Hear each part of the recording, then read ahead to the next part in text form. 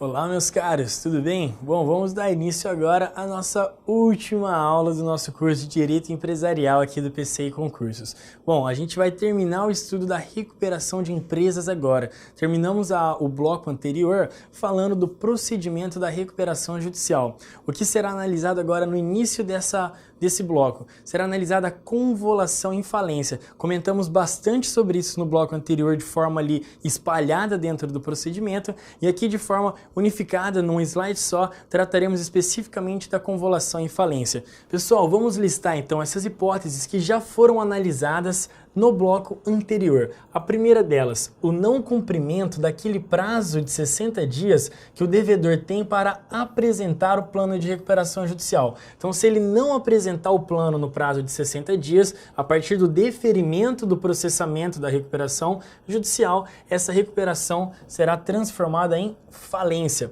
Próxima hipótese, a não aprovação do plano pela Assembleia de Credores. Então, os credores rejeitam o plano. O juiz pode, então, decretar a falência. Então, mais uma hipótese da convolução em falência. E, por fim, o descumprimento do plano dentro do prazo de 2 anos. Vimos no fim do bloco anterior que esse é o prazo de duração da recuperação judicial, que se 2 anos todas as obrigações foram cumpridas, o juiz decreta o fim da recuperação judicial por sentença.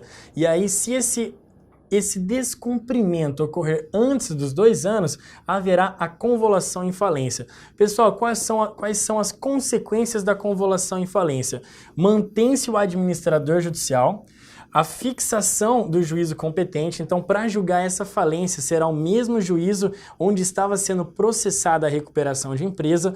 Mantém-se o quadro de credores, aproveita o mesmo quadro que já foi submetido à habilitação, à divergência, à impugnação. Então, todo esse trabalho já realizado durante a recuperação judicial será utilizado esse trabalho aqui na falência que foi decretada. E aí, a última consequência, os credores voltam a ter os direitos e garantias nas mesmas condições originalmente contratadas. Pessoal, isso tem a ver com o primeiro tópico que a gente estudou dentro de recuperação de empresas, judicial. Vimos que a recuperação judicial, ela tem natureza jurídica de novação e que, diferentemente do que acontece no direito civil, essas novas obrigações formadas em substituição das obrigações originais, elas não extinguem as obrigações originais. Somente com o cumprimento do plano é que ocorre a extinção. Então imaginem que nesse plano que já foi homologado, havia ali alguma negociação,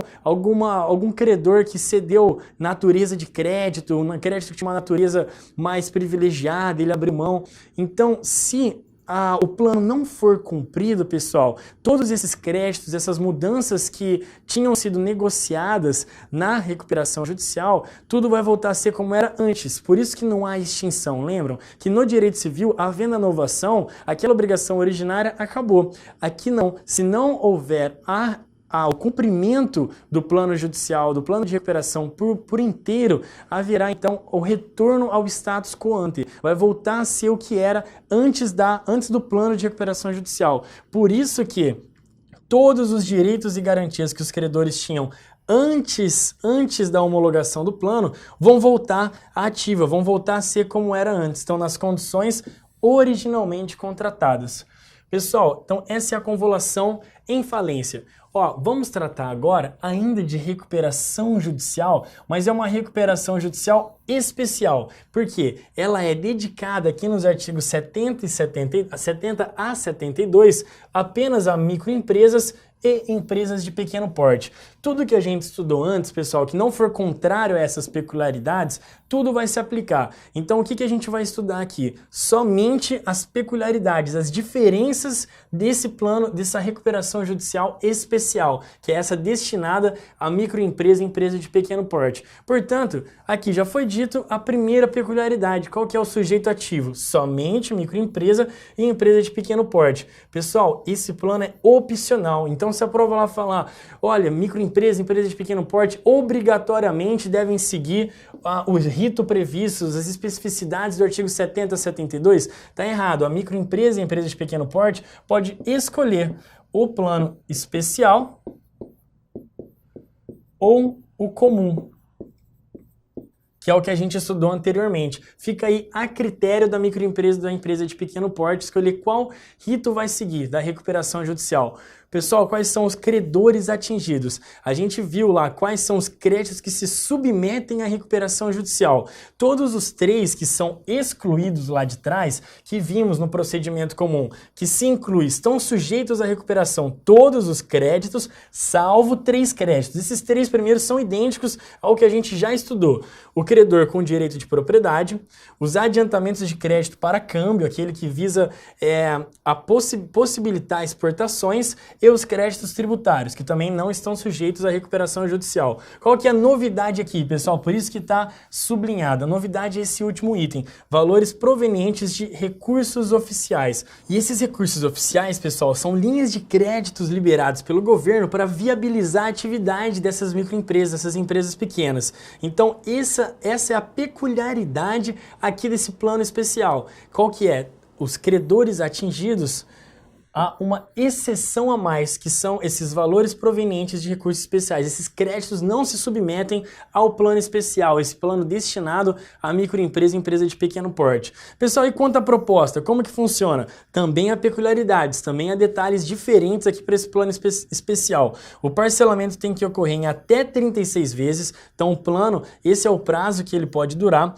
A aplicação de juros pode ser os juros, a aplicação da taxa Selic, e o primeiro pagamento deve ocorrer em 180 dias, contados da distribuição do pedido. Então, pessoal, vejam, esse é o plano especial destinado à microempresa de empresa de pequeno porte e foi listado aqui apenas os detalhes mais importantes que diferenciam esse plano especial do plano comum estudado no bloco anterior. Bom, superado o plano especial, vamos falar dos efeitos que giram em torno da recuperação judicial, tanto da concessão como da própria distribuição do pedido. Bom, qual que é o primeiro? Pessoal, aqui é a partir da concessão, deferida então, concedida a recuperação judicial, homologado o plano de recuperação, a empresa terá que alterar o seu nome empresarial. Então mantém-se o nome que já tinha e simplesmente adiciona ao final em recuperação de empresas. Então esse é o primeiro efeito da concessão. Segundo efeito, gestão da empresa. Pessoal, continua, já vimos, a quem já estava gerindo, sejam sócios, diretores, administradores, eles continuam conduzindo a empresa. E, excepcionalmente, se forem afastados, aí a Assembleia Geral poderá nomear um gestor judicial. E aí o que a lei prevê no artigo 65, parágrafo 1º? Que enquanto não for escolhido esse gestor judicial, aí o administrador judicial é quem vai exercer as funções de gestão. Isso é algo bem excepcional. Então vejam só, depende do afastamento dos administradores aqui originários, sócios, diretores e administradores. Então depende primeiro desse afastamento. Então vai ser nomeado um gestor. E se demorar para nomear esse gestor, é aí que nesse lapso temporal o administrador judicial vai exercer as funções do gestor. Pessoal, alienação do ativo permanente. Esse é um efeito que ocorre a partir da distribuição do pedido. Pessoal, o devedor só poderá alienar o seu ativo permanente com a concordância do juiz, a partir do momento em que ele distribui o pedido. Então vamos imaginar, vimos que no procedimento da recuperação judicial, a partir do momento que é deferido o processamento, isso não gera, em regra, o afastamento dos diretores, sócios e administradores. Eles continuam na condução da empresa.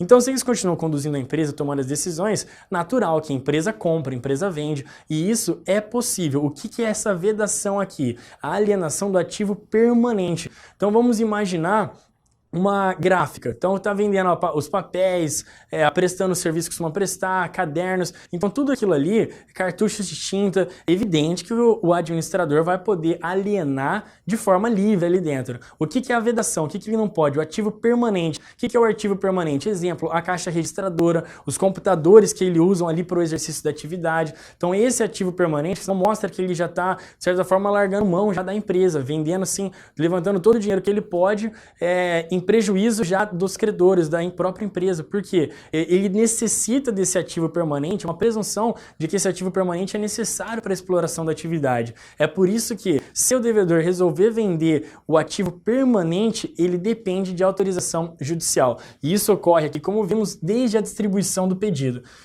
Último efeito é a consequência que para desistir da recuperação judicial é necessária a concordância dos credores. E isso também acontece desde a distribuição do pedido. Então esses são os efeitos, alguns aqui contados desde a partir da concessão e outros da distribuição.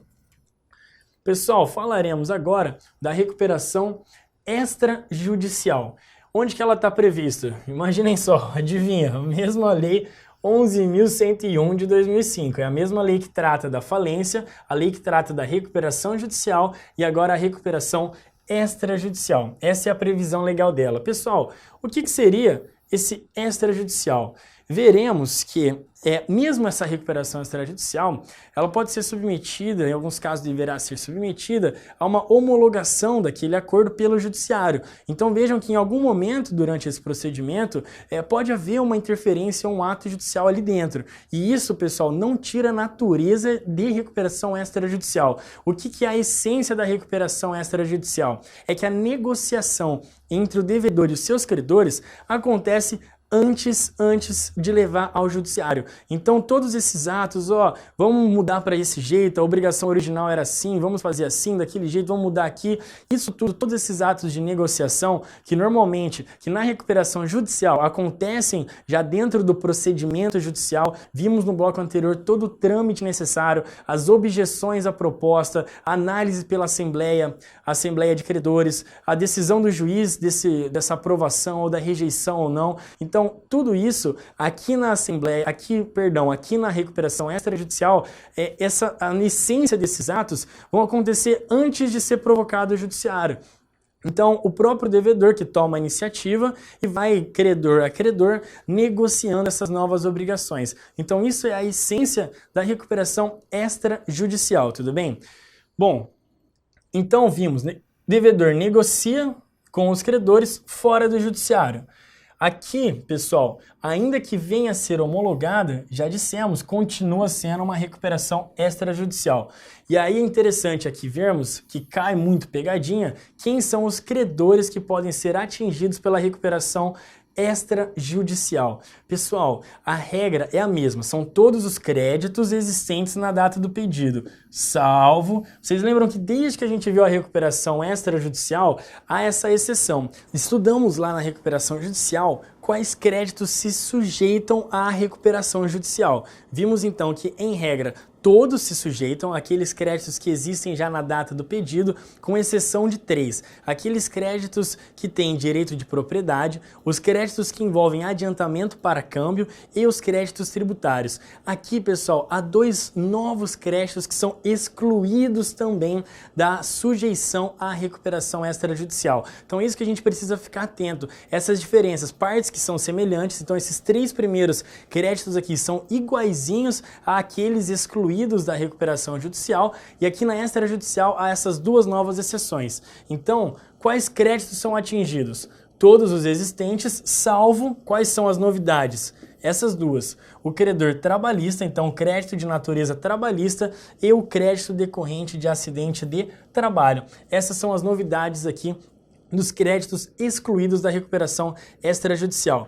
Pessoal, e o porquê desses 2 créditos serem excluídos? Bom, acabamos de ver que a recuperação extrajudicial ocorre fora do judiciário, então sem a supervisão do juízo. O que poderia acontecer se esses créditos aqui pudessem ser negociados? Seria possível que o trabalhador, diante de alguma necessidade extrema, aceitasse valores ínfimos, valores insignificantes. E exatamente isso, para proteger o trabalhador, é que esses créditos não são sujeitos à recuperação extrajudicial. Por isso, créditos trabalhistas e os decorrentes de acidente de trabalho não podem ser negociados em recuperação extrajudicial. Bom, vamos falar agora da Proposta. Quais são os limites que a proposta deve obedecer? Quanto aos bens com garantia real, para que esses bens sejam alienados, evidente, já vimos isso na judicial, que depende da concordância do credor. E há aqui um artigo próprio tratando isso dentro da recuperação extrajudicial também. E o crédito em moeda estrangeira, mesma lógica da recuperação judicial. Para que haja a conversão, se exige a concordância do credor.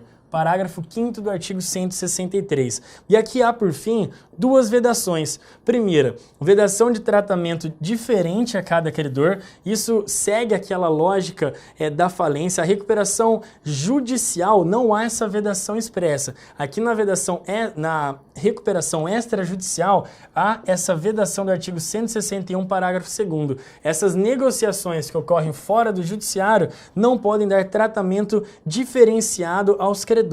Como consequência disso, e previsto até no mesmo artigo, nem seria necessário o artigo prever isso, essa parte de baixo, fala que também é vedado o pagamento antecipado de dívidas. Ora, se é vedado o tratamento diferenciado entre credores, é evidente que não será possível também o pagamento antecipado das dívidas. Bom, faremos então agora uma revisão desse último bloco.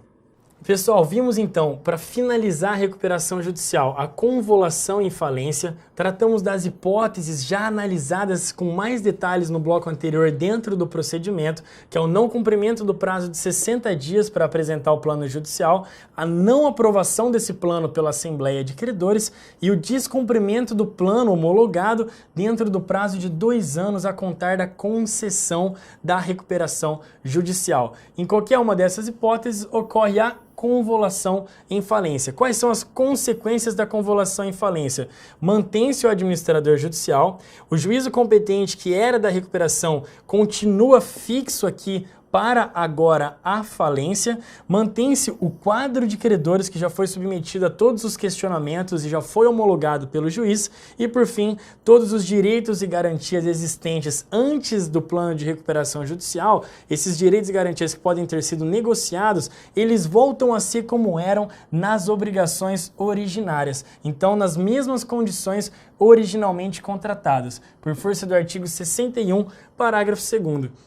Vimos aqui esse plano especial, pessoal, voltado especificamente para microempresa e empresa de pequeno porte, que podem optar pela recuperação judicial comum ou por essa chamada de especial, tratada aqui nos artigos 70 a 72 da Lei 11.101 de 2005. Qual que é a outra peculiaridade? Que, quanto aos credores atingidos, vimos que os créditos sujeitos são todos existentes na data do pedido, salvo aqui aquelas mesmas 3 exceções de sempre. O credor com direito de propriedade, adiantamento de crédito para câmbio e os créditos tributários. A peculiaridade aqui do plano especial é que não se sujeitam, então estão excluídos do plano especial os valores provenientes de recursos oficiais. E quanto à proposta, pessoal, como que ela deve ser dentro dessa recuperação com o plano especial? O parcelamento tem que ser em até 36 vezes, há a aplicação de juros equivalentes à taxa Selic e o primeiro pagamento deve ocorrer dentro de 180 dias a contar da distribuição do pedido. Bom, analisado esse plano especial, vimos alguns efeitos ou da concessão da recuperação judicial ou aqui da distribuição do pedido, nesses casos 3 e 4. Quais são esses efeitos? Alteração do nome, então precisa adicionar esse em recuperação de empresas ao final do nome. Quanto à gestão de empresas, vimos que continua, mesmo concedida a recuperação judicial, a manutenção, a gestão da empresa continua nas mãos dos sócios, dos diretores e administradores que já existiam e caso sejam afastados, aí sim é que se nomeia um gestor judicial. E nesse lapso, enquanto ainda não foi nomeado um gestor judicial e já foi afastado essas pessoas aqui, é aqui nesse período que o administrador judicial pode exercer as funções do gestor judicial, conforme o artigo 65, parágrafo 1º. Pessoal, terceiro efeito, esse aplicado desde a distribuição do pedido. A alienação do ativo permanente passa a depender de concordância do juiz. Isso, repito, desde a distribuição do pedido. Então não se confundam com essa concessão aqui em cima. Quarto efeito, também desde a distribuição, a desistência da recuperação judicial, ela só é possível mediante a concordância dos credores. Bom, pessoal, ali a gente termina a recuperação judicial e falamos no final do bloco a recuperação extrajudicial, tratada na mesma lei que estamos analisando até agora, dos artigos 161 a 163. O extrajudicial significa simplesmente que essas negociações acontecem fora do judiciário e ainda que venha a ser homologado judicialmente, a natureza continua de recuperação extrajudicial. Quais credores são atingidos? Quais créditos são submetidos? Em regra, todos, salvo o quê? Salvo as 3 exceções de sempre, mais credor trabalhista e crédito decorrente de acidente de trabalho. Então, esses 2 créditos também são excepcionados, eles não se sujeitam à recuperação extrajudicial, e isso em proteção ao próprio trabalhador. A proposta, há alguns limites que devem ser observados, como alienação de bem de garantia real, depende de concordância dos credores, crédito em moeda estrangeira, para que converta o valor desse crédito, depende de concordância dos credores, e é vedado tratamento diferenciado aos credores e, consequentemente, o pagamento antecipado de dívidas. Pessoal, então encerramos aqui o nosso conteúdo programado para o curso de Direito Empresarial. Passamos nessas últimas 3 aulas sobre o estudo de recuperação de empresas. Iniciamos com a recuperação judicial, passamos pela recuperação do plano especial voltado especificamente para microempresa e empresa de pequeno porte e terminamos agora tratando da recuperação extrajudicial. Bom, pessoal, concluído o nosso conteúdo, passo aqui nos últimos momentos nossos juntos a uma brevíssima mensagem a vocês que têm buscado a tão sonhada aprovação em concurso público. Bom, uma frase que tem guiado muito a minha vida nesses últimos anos é uma frase do empresário brasileiro Jorge Paulo Lemann. Então, tratando aqui de direito empresarial, no ramo empresarial, esse cara é uma das maiores referências mundiais no ramo de empresas, Jorge Paulo Lemann. Qual que é a frase que ele fala muito? Que sonhar grande e sonhar pequeno dá o mesmo trabalho. Então, vamos sonhar grande, que assim realizaremos grandes coisas. Pessoal, levem muito isso com vocês. O trabalho de sonhar pequeno e sonhar grande é o mesmo. Você sonhar em passar em um concurso e passar em outro concurso, o trabalho de sonhar é idêntico. Se você sonhar pequeno, realizará pequenas coisas. Se você sonhar grande, realizará grandes coisas. Não tenham medo de sonhar, não tenham medo do potencial de vocês, sonhem mesmo e vão em busca desse sonho. A gente tem certeza que todos são capazes de atingir aquilo que sonham. Sonhar é poder. Vão com fé, busquem essa aprovação. Tenho certeza que toda essa equipe do PCI Concursos está à disposição, tirando as dúvidas, colocando aulas aí disponíveis para vocês. Abracem tudo isso que está sendo colocado aí à disposição total de estudos para vocês e vão em busca. Eu tenho certeza que vocês alcançarão esse sonho. Então, torcendo pela aprovação de cada um de vocês, agradeço o nosso tempo aí que passamos juntos, esse tempo por essas aulas. Foi uma experiência maravilhosa estar aqui no time do PCI Concursos e espero encontrá-los numa próxima oportunidade. Até lá e muito obrigado.